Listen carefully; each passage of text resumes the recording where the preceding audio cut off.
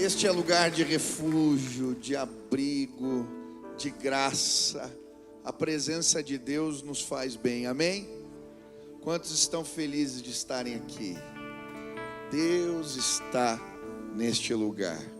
Hoje nós vamos estudar sobre resgate. Eu lembro um dia que eu estava para atravessar a rua, não vi o ônibus que estava vindo e um amigo me puxou pela roupa assim.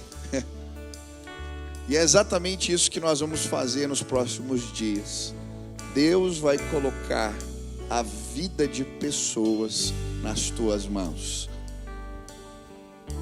Existem pessoas perto de você que precisam de resgate, que estão longe, filhos queridos. Faça assim com as suas mãos. Deus vai colocar vidas nas suas mãos. Você vai puxar pessoas para o reino da luz. Amém? Vamos pedir isso ao Senhor, nos preparar assim. Estenda suas mãos para o céu, faça essa declaração de fé. Senhor Jesus, eu marquei um encontro com o Senhor esta noite. Eu abro meu coração para receber a tua palavra. Coloca a vida de pessoas nas minhas mãos. Eu quero ser um instrumento do teu resgate, em nome de Jesus. Amém, amém. Você pode aplaudir ao Senhor. Aleluia, aleluia. Louvado seja o nome dele. Pode se assentar. Ontem comecei esta mensagem que fala sobre resgate e hoje quero continuar falando sobre esse tema. Eu não sei quantos aqui já ouviram falar sobre os javalis selvagens. Eu não estou falando do animal, estou falando de um time de futebol da Tailândia. Quem já ouviu falar dos javalis selvagens? Há alguns aqui, né? Deixa eu mostrar a foto. Esse time é o time mais famoso da Tailândia. Olha a foto aí. Esse é o time dos meninos dos javalis selvagens. Bom, o camisa 10 do time, o apelido dele é Night. E quando ele completou 16 anos de idade, seus pais prepararam uma festa para ele. A mãe tinha preparado lá um bolo do Bob Esponja. E os presentes estavam prontos, eles estavam aguardando ele voltar do treino. Só que naquele dia os meninos, para celebrar o aniversário do Night, resolveram dar uma passada nas cavernas de Tham Luang. E eles foram numa expedição e começaram a entrar na caverna, um complexo grande de cavernas, mais de 10 quilômetros de cavernas. E eles começaram a entrar e veio a chuva, veio uma enchente e os meninos ficaram presos dentro da caverna. Quem lembrou agora da notícia? E aí os pais vão atrás, começa uma mobilização, mergulhadores tentando encontrar os meninos, até que esse mergulhador, que vai aparecer na foto aí, um inglês chamado John Lonatan, encontrou os meninos. Depois de 13 dias, o problema era agora como resgatá-los. 4 quilômetros de água, né, entre as cavernas. Como é que eles iam resgatar os 12 meninos e o técnico? E aí começa uma mobilização. E depois de 17 dias, eles conseguem resgatar todos os meninos com vida. E são lindas as imagens, os vídeos, se você vê, da festa do povo, porque isso se transformou numa notícia no mundo. Quando eu estava lembrando dessa reportagem, eu fiquei pensando que existem pessoas neste tempo que estão presas em cavernas. Alguns que por conta da pandemia se isolaram, estavam aqui conosco, participavam, mas a verdade é que não estão encontrando o caminho de volta. E às vezes, sem perceber, nós esfriamos na fé. Existe um instituto de pesquisa americano, o Barnum Group, que ele estima que 22% das pessoas que pararam de vir à igreja não vão voltar mais. Ele fala principalmente dos jovens, dos chamados pródigos, aqueles que já estavam com a mão na maçaneta. E depois desse tempo de paralisação, eles simplesmente viraram a maçaneta, entraram pela porta e provavelmente não vão voltar mais. E essa semana eu saí com a minha equipe de liderança, para orarmos e entendermos de Deus o que deveríamos ministrar. E num tempo de oração, Deus nos mostrou essa imagem. Eram pessoas num mar aberto, se agarrando em cadeiras, em destroços, se agarrando em boias e desesperadas. E a gente tentava fazer algo, chegava um barco, falava, tem remédio, tem comida, mas alguns estavam tão desesperados que continuavam andando sozinhos. E eu comecei a orar, Deus, o que nós podemos fazer? Qual é a palavra do Senhor? O que o Senhor quer realizar através de nós? E a palavra que me veio foi Jó, capítulo 19, versículo 25. Talvez você saiba de cor, diz assim, porque eu sei que o meu Redentor vive e por fim se levantará sobre a terra. Vamos declarar juntos? Porque eu sei que o meu Redentor vive e por fim se levantará sobre a terra. Jó declara isso. Quando Jó declara isso, ele está numa caverna escura. Um tempo muito difícil na sua vida. Ele havia perdido os seus filhos, havia perdido os seus bens, havia perdido a saúde. Agora ele está com um pedaço de telha na mão, se coçando, caroços espalhados pelo corpo, tumores.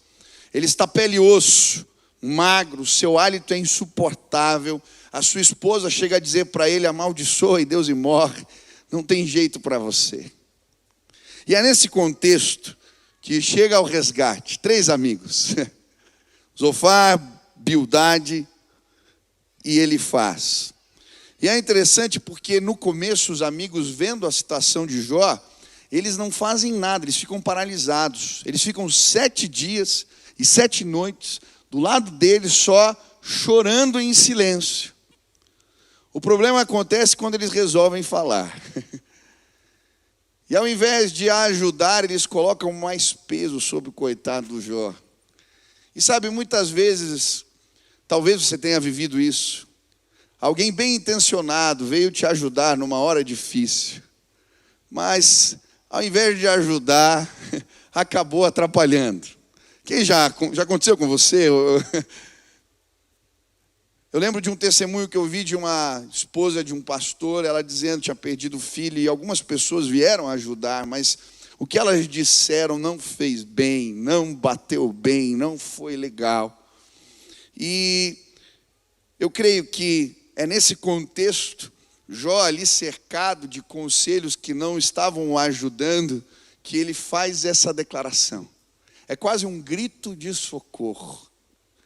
Eu sei que o meu Redentor, o meu resgatador vive, e é certo que ele se levantará, aleluia, sobre a terra.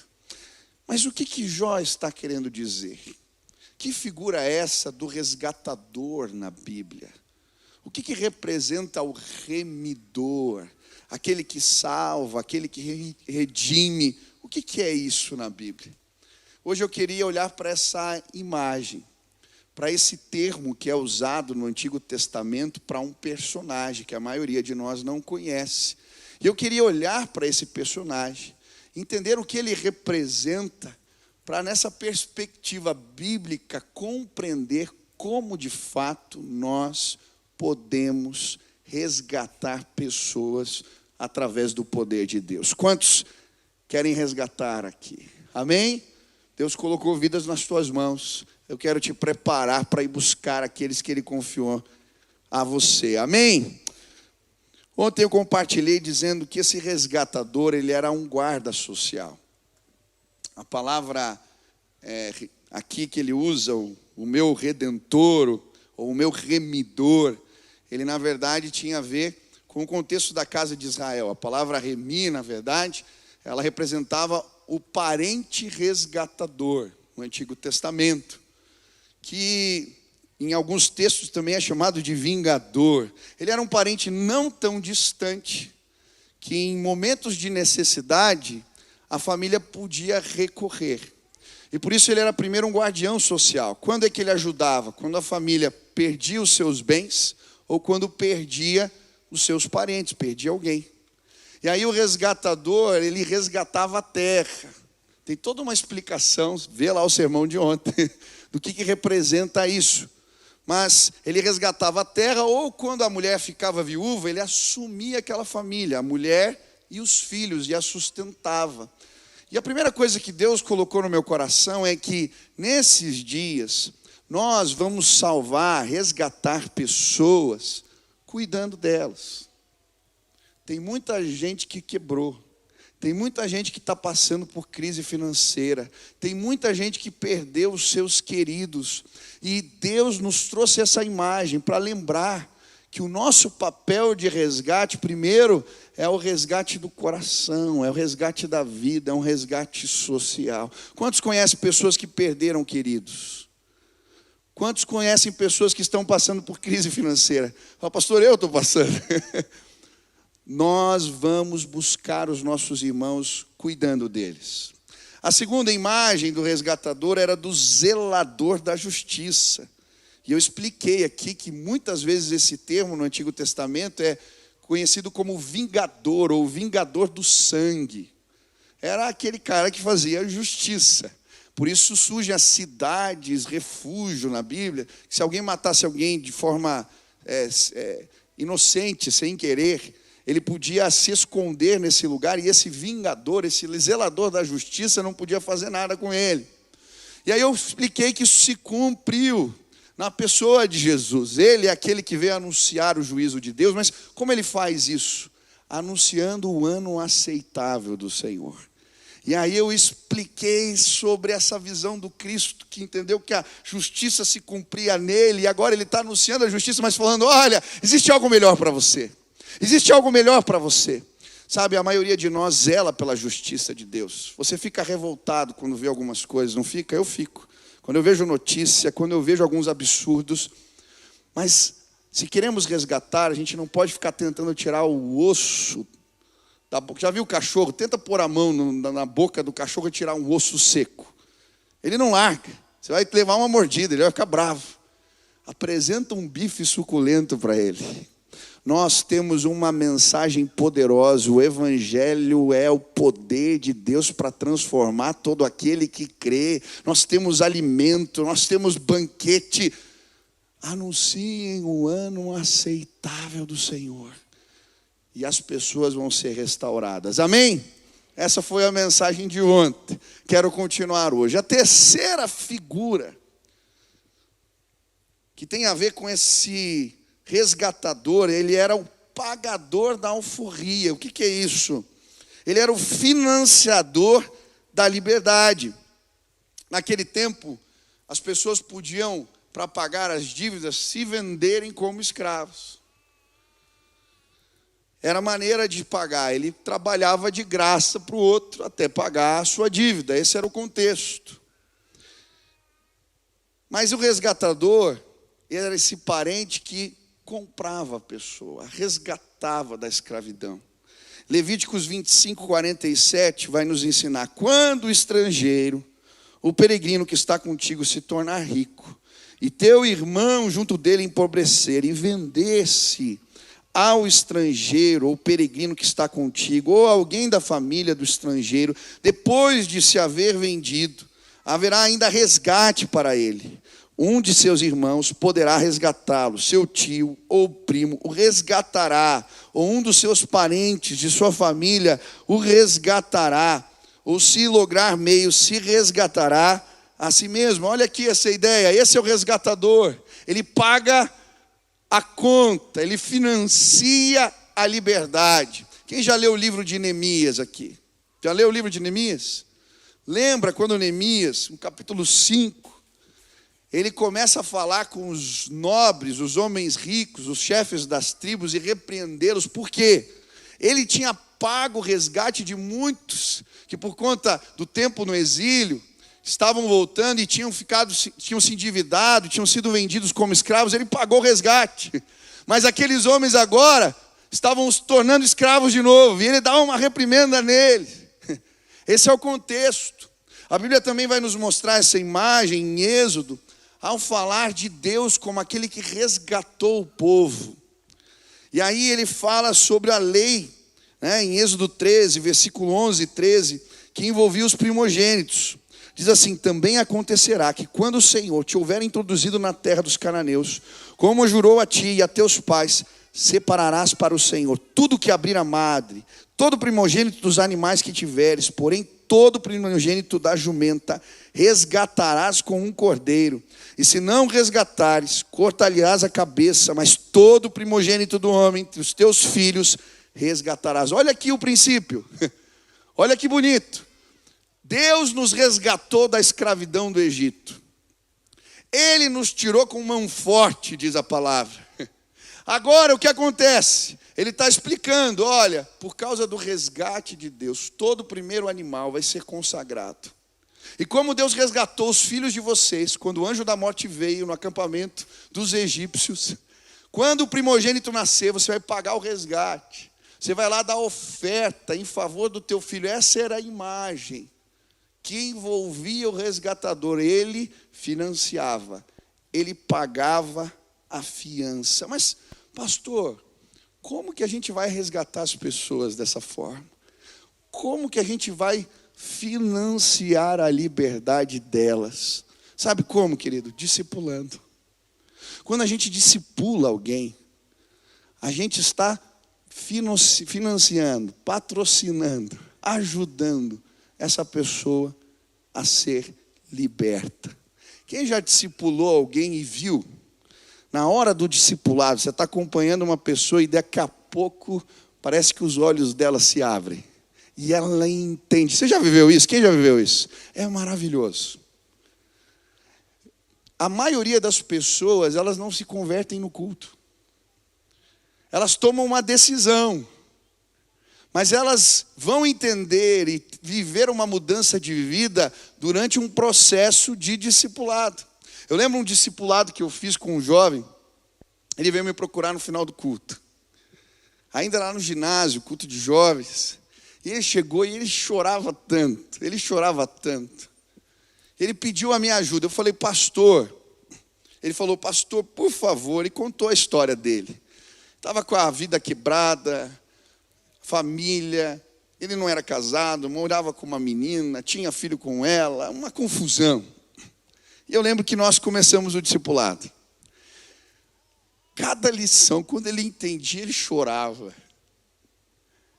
Foi tão gostoso o dia que ele de fato entendeu o que Jesus fez por ele, entregou a vida para Jesus ali naquela caminhada. Eu lembro do dia do casamento. Eu falei, cara, você precisa arrumar a tua vida, precisa casar. Ele falou, faz meu casamento, eu faço. E eu lembro do dia, eu entreguei uma Bíblia branca, é costume, no final dos cultos a gente entrega a Bíblia branca como um presente, como uma dedicatória. Ele estava no processo, eu lembro que ele pegou a Bíblia branca e ele falou assim, que presente, e soltou um palavrão. Eu nunca recebi um palavrão de agradecimento por uma Bíblia. Mas aquele dia foi assim. Fiz o casamento daquele menino. Vi ele se reerguendo financeiramente. Ele começou um negócio, uma farmácia. Hoje ele está morando em outra cidade, tem filhos, mas serve a Jesus. E que alegria participar desse movimento de Deus na vida de alguém. Eu lembro de um dia, no final do culto, que alguns jovens saíram daqui. E eles tinham pedido esfirra para comer. E na hora que estavam saindo, encontraram um rapaz na rua.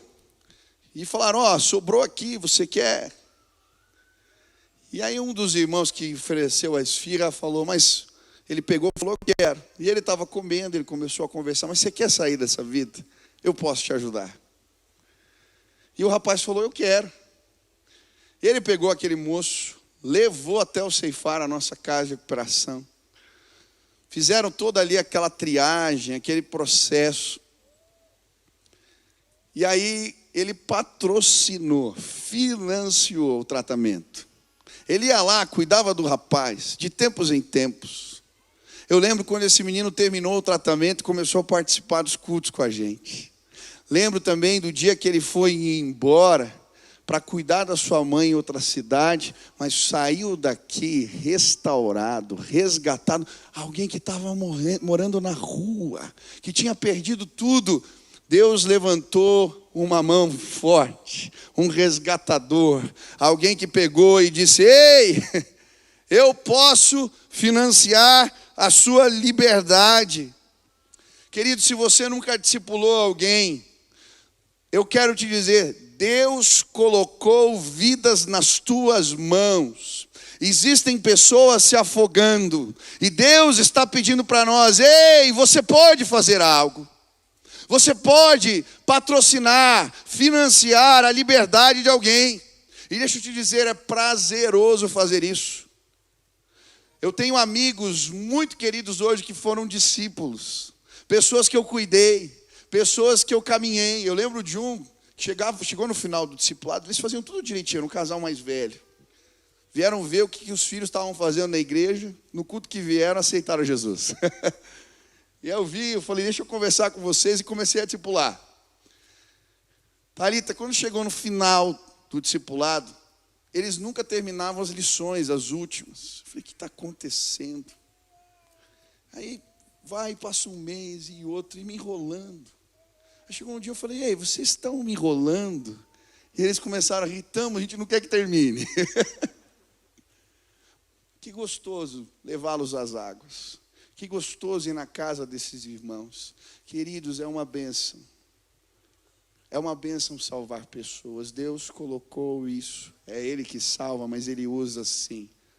Usa os resgatadores nesse tempo. Sabe, eu entendo o discipulado de 3 formas. Discipulado daqueles que são novos, convertidos. Mas existe o discipulado que é aquele preparo dos líderes, discipulado de liderança. E eu sou grato a Deus por tantos irmãos que investiram na minha vida.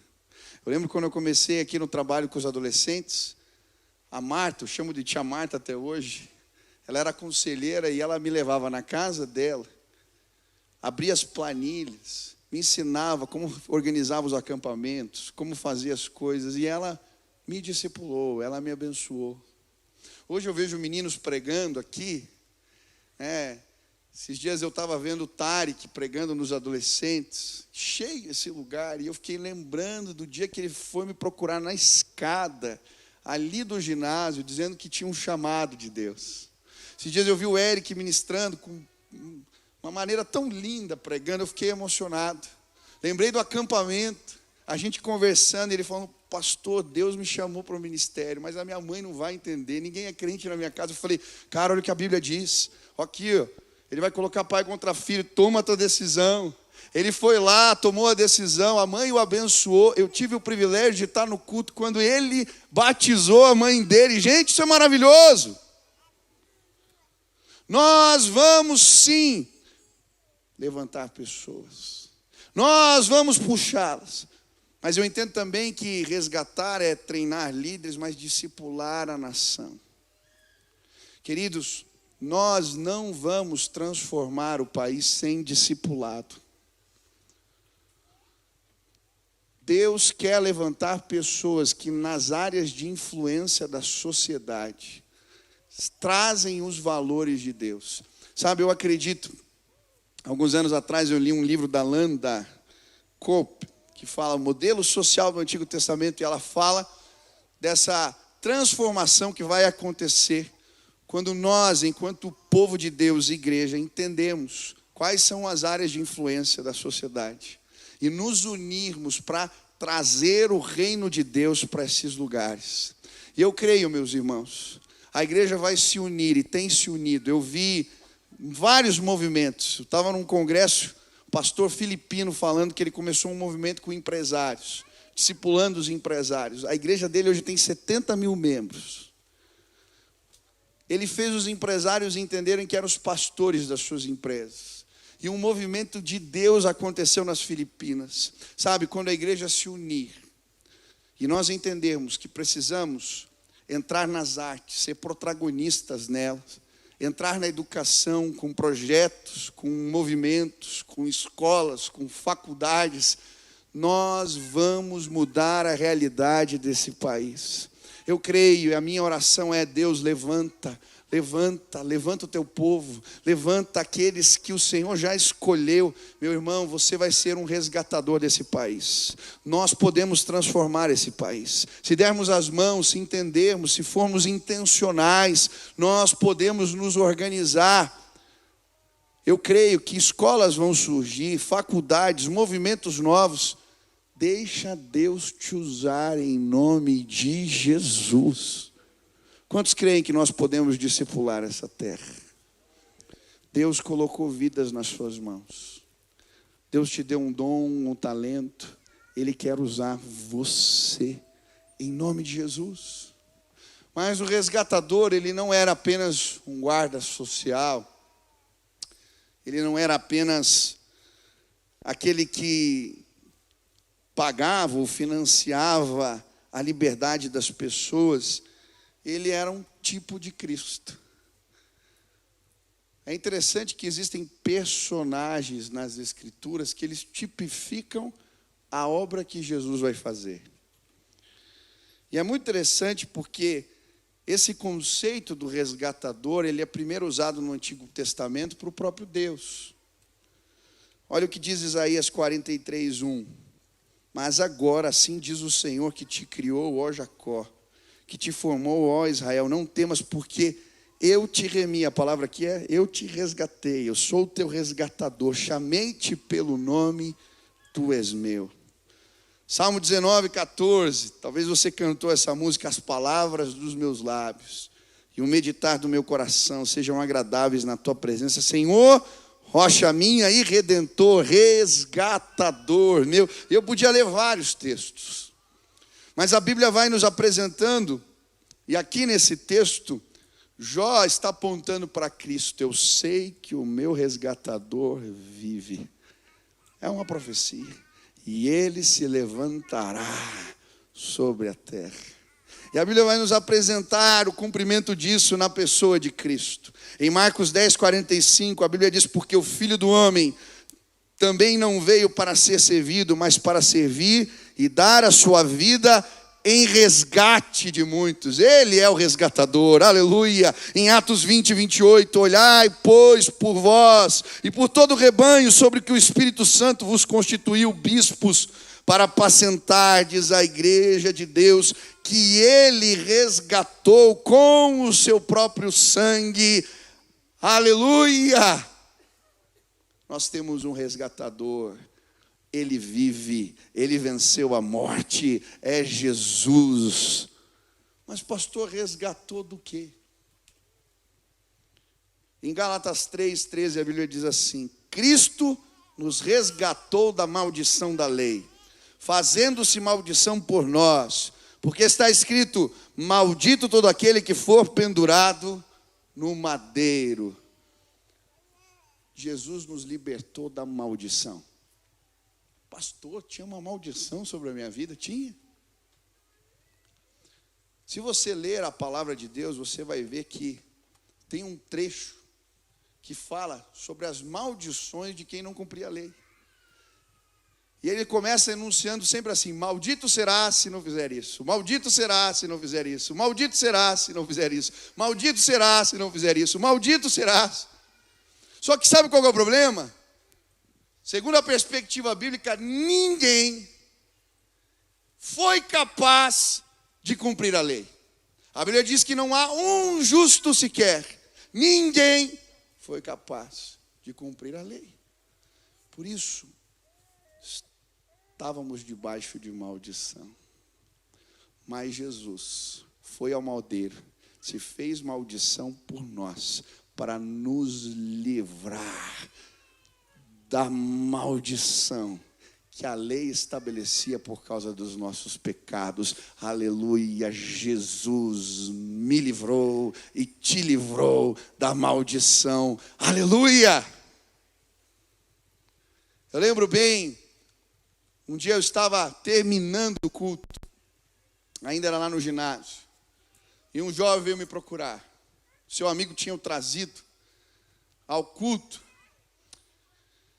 Ele invocava espíritos, ele chegou muito perturbado aquele dia à igreja, e quando ele entrou na sala para nós conversarmos, ele falou assim: pastor, quando eu entrei aqui, eu senti muito ódio de você.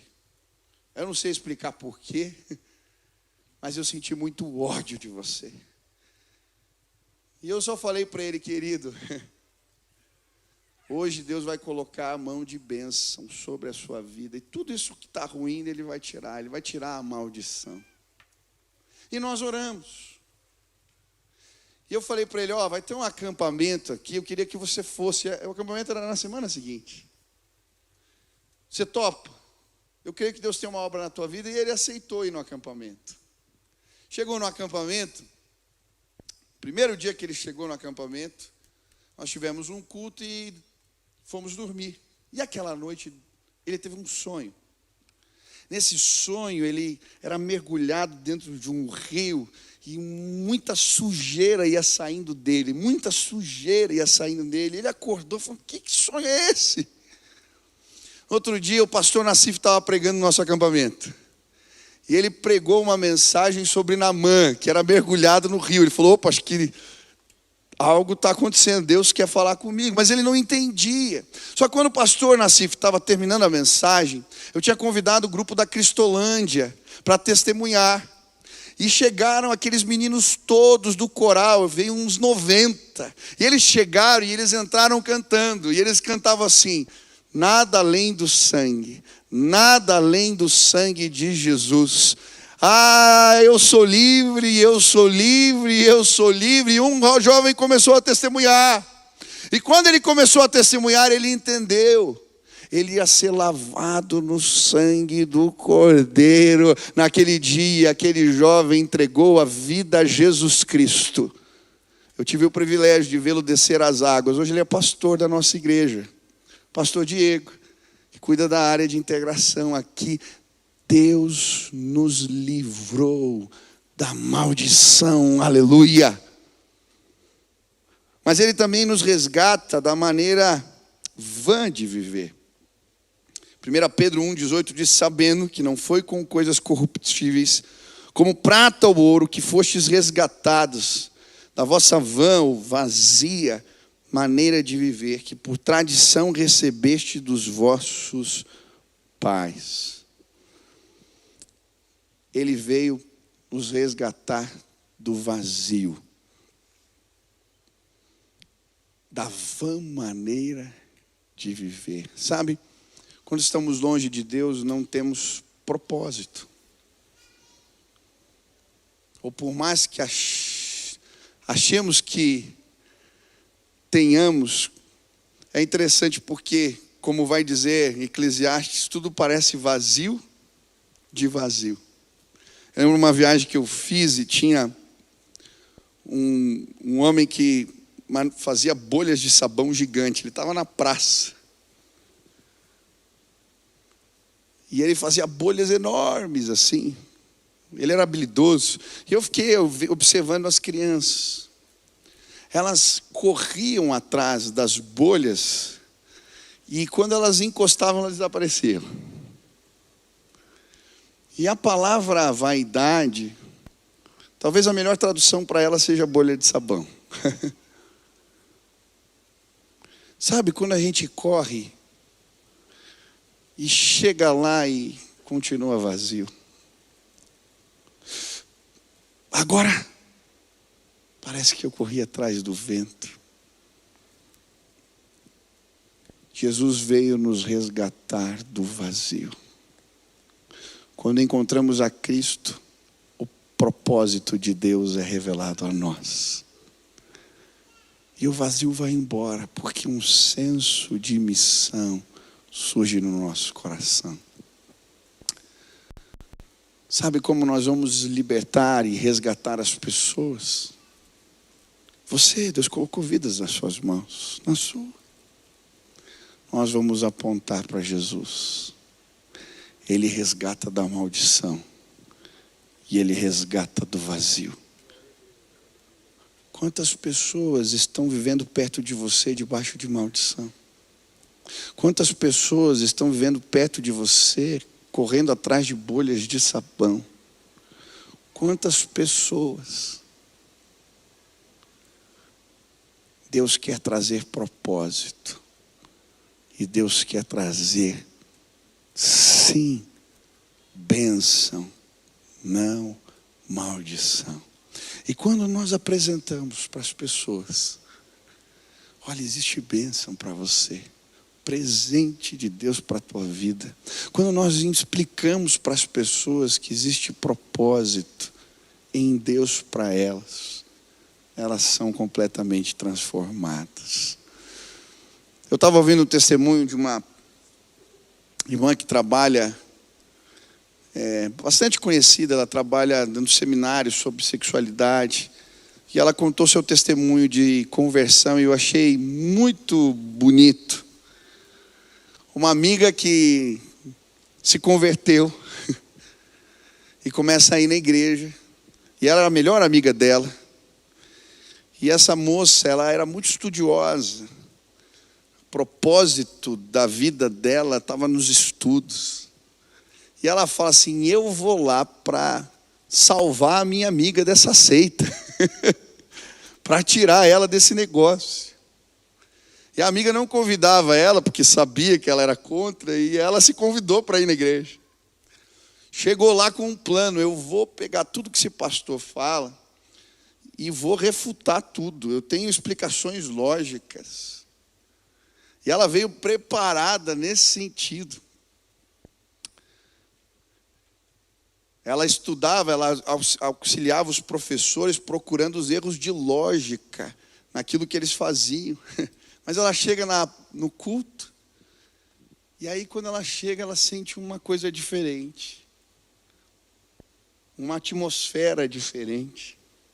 Uma presença diferente.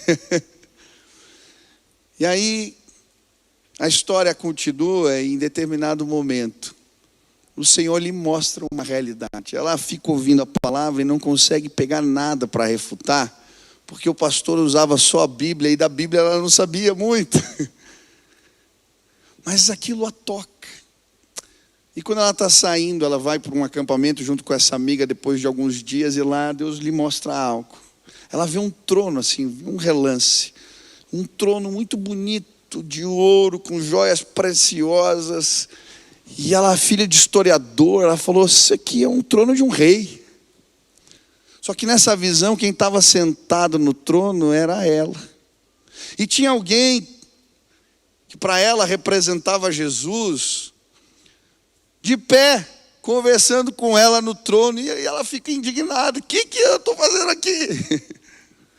E ela vai procurar o pastor que tinha pregado, fala assim, olha, o que aconteceu comigo? E aí, ela entende que Deus queria dar propósitos novos, tirando ela do trono e estabelecendo o comando de Deus. Sabe, muitos de nós estamos perdidos, porque não temos Jesus sentado no trono. E o que eu queria te convidar a fazer hoje, era apresentar para as pessoas, apontar para Jesus, dizer, Ele pode ocupar esse lugar na tua vida, e se Ele ocupar, o vazio vai embora. Ele desaparece, porque Jesus, Ele transforma as nossas vidas. Sabe, os fariseus no tempo de Jesus, eles tinham várias desculpas para não serem resgatadores. Jesus os confronta. Nós podemos hoje dizer sim para Jesus, ou encontrar um monte de desculpas esfarrapadas. Eu queria te desafiar a discipular alguém. Eu queria te desafiar a cuidar de alguém. eu queria te desafiar a apresentar Jesus. Quantos aqui foram libertos do vazio? Levante as mãos. Quantos aqui foram libertos da maldição e a bênção de Deus chegou? Você é abençoado, amém? Você é abençoado, a sua casa é abençoada, a bênção do Senhor reside sobre a sua casa, sobre o seu. Você pode declarar isso? Eu creio, eu declaro, a minha casa é abençoada. Eu lembro um dia que um amigo de trabalho entrou na minha casa e falou: o que tem aqui de diferente? Eu entrei aqui e senti algo, falei: aqui tem a bênção de Deus. Sobre a tua casa e sobre os seus está a bênção de Deus, porque Jesus conquistou isso para nós. Eu queria te desafiar a dizer: Jesus, eu quero levar bênção, estabelecer a tua bênção sobre outros, tirar o vazio, resgatar da maldição. Eu quero financiar, patrocinar, sim, a liberdade de pessoas. Me usa para isso, me usa para isso. Se Deus falou contigo, fica de pé no teu lugar. Eu quero orar por você. Eu quero pedir: Deus, capacita, enche do Espírito para ir buscar, para apresentar, para mostrar. Eu creio que nas próximas semanas nós veremos muitos voltando para casa, muitos chegando perto, muitos sendo transformados pelo poder do Espírito de Deus. Você crê nisso? Fica de pé se você quer cuidar de alguém. Pastor, eu não consigo cuidar de ninguém agora. A verdade é essa. Eu vim aqui nesse culto, mas eu acho que eu que estou precisando do resgate. Não sei fazer isso. Se você está nessa condição, fica de pé também. Eu quero orar por você. Quero orar por você. Quero pedir a graça de Deus. Ele vai te abençoar em nome de Jesus. Vamos orar. Pai, eu quero colocar a vida dos meus irmãos agora. Senhor, tem tantas pessoas que não estão encontrando o caminho de volta para casa. Tem muitos perto de nós que estão sofrendo, porque não foram libertos do vazio, não foram libertos da maldição. Mas o Senhor, nestes dias, quer nos fazer apontar para Jesus. Ele é a resposta, Ele livra da maldição, Ele tira o vazio, Ele nos salvou. Eu quero pedir agora, Pai, constrange o nosso coração. Constrange. Eu quero pedir, enquanto nós oramos agora, começa a trazer à mente dos meus irmãos pessoas, Deus, que o Senhor colocou nas mãos deles. Pessoas, talvez estejam dentro de casa, talvez estejam longe, Pai, ou do outro lado, na sala do escritório, Pai, ou um vizinho, eu não sei, mas Pai, aqueles que o Senhor confiou a nós, nós queremos buscá-los. Por isso agora, derrama do teu poder, derrama do teu espírito, derrama ousadia, Pai, derrama, Senhor, da tua graça, enche do Espírito Santo os teus servos, os conduz ao lugar certo, os usa para que o teu nome seja exaltado. Pai, agora coloca vidas nas mãos dos teus servos, que eles possam sentir esta graça maravilhosa. Pai, autoriza que pessoas sejam libertas do vazio da alma. Pai, em nome de Jesus, usa os teus servos para o louvor da tua glória, em nome de Jesus. Amém. Quero que todos fiquem de pé, nós vamos cantar essa canção. Mas antes eu quero te convidar, você ouviu essa palavra, mas talvez Jesus não te resgatou. Ainda existe vazio no teu coração. A tua casa é só confusão. Parece que existe e reside uma maldição Jesus pode te libertar disso hoje. Ele pode sim, Ele pode sim. Ele libertou minha vida, Ele transformou minha história. Eu creio hoje, Ele vai estabelecer um propósito novo. E sabe como que isso acontece? É tão simples. Essa jovem que eu falei do trono, quando a amiga explicou que era só crer em Jesus, ela ficou tão, mas é só isso? E ela saiu na faculdade contando para todo mundo, para os professores, que é só crer em Jesus.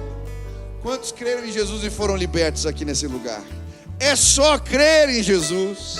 Se hoje você quer simplesmente crer em Jesus, simplesmente dizer: eu quero que Ele me resgate, eu quero a ajuda dEle, eu creio, Ele está vivo, o meu resgatador vive, e Ele se levantará sobre a terra. Aleluia. Eu sei e é certo, Ele vive, Ele já se levantou sobre a terra. Ele pode te libertar. Se hoje você quer experimentar esse poder que transforma, é poderoso. Jesus venceu a morte. Se hoje você quer experimentar isso, aonde você está, levante sua mão bem alta, eu quero orar por você. Tem alguém aqui? Deus te abençoe, Deus te abençoe, Deus te abençoe, Deus te abençoe, Deus te abençoe. Levanta a mão, Deus te abençoe lá na galeria. Deus abençoe, Deus abençoe, Deus abençoe, Deus abençoe, Deus abençoe. Quanta gente lá na galeria, aqui no meio. Glória a Deus.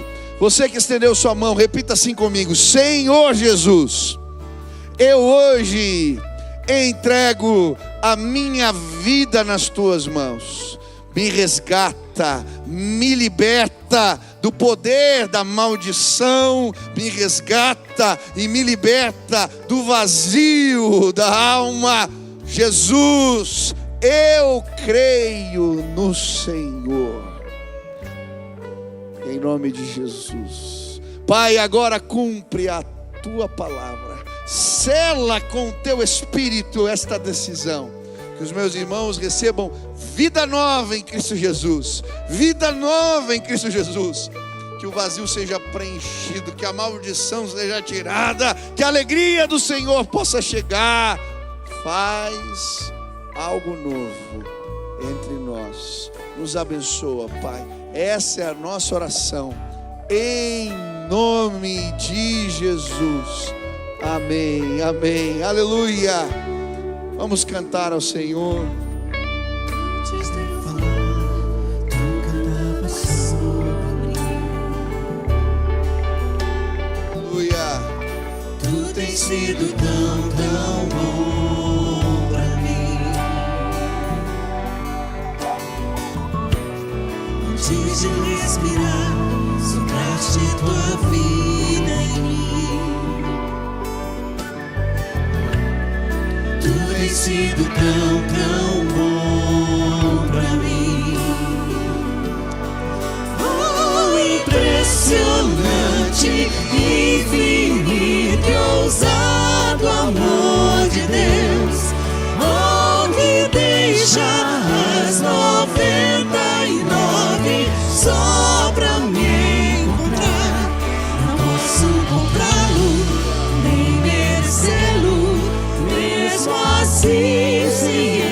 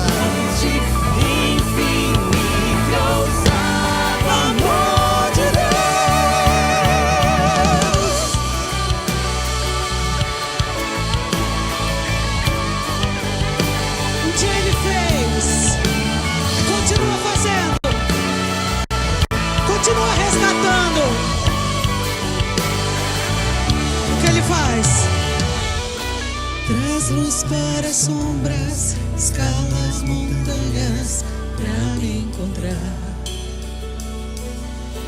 Derruba muralhas, destrói as mentiras pra me encontrar. O resgatador está aqui. Aleluia. Traz luz para as sombras, escala as montanhas pra me encontrar. Ele escala montanhas, derruba muralhas. Derruba muralhas. Aleluia. Pra me resgatar. Traz luz. Traz luz para as sombras, escala montanhas pra me encontrar. Derruba muralhas, destrói as mentiras pra me encontrar.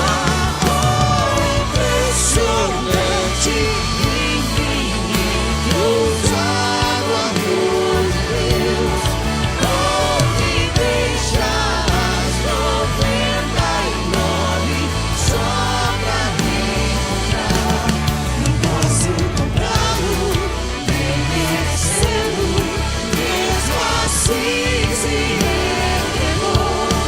Oh, impressionante, infinito, ousado amor de Deus. Aleluia. Aleluia. Aleluia. Vamos orar agora, estenda suas mãos, eu vou encerrar, mas Deus colocou vidas nas suas mãos, amém? Quantos vão puxar pessoas? Vão resgatar. Essa semana Deus vai colocar pessoas nas suas mãos. Deus vai te usar em nome de Jesus. Pai, nós queremos clamar. Pai, essa estatística dos 22% não vão se cumprir aqui neste lugar em nome de Jesus. Nós vamos buscar os nossos, Pai. Nós vamos buscar os nossos. E eu quero clamar agora, Pai, em nome de Jesus. Usa os teus filhos. Que essa palavra que ouvimos hoje, ela possa frutificar nas nossas vidas. Coloca vidas nas mãos dos teus servos. Que eles voltem, Pai, trazendo os seus. Em nome de Jesus. Que o amor de Deus, o nosso Pai, a graça de nosso Senhor Jesus Cristo e as consolações do teu Espírito repousem sobre o teu povo aqui presente, sobre a tua igreja. Esta é a nossa oração. Em nome de Jesus. Amém, amém. Deus abençoe sua vida.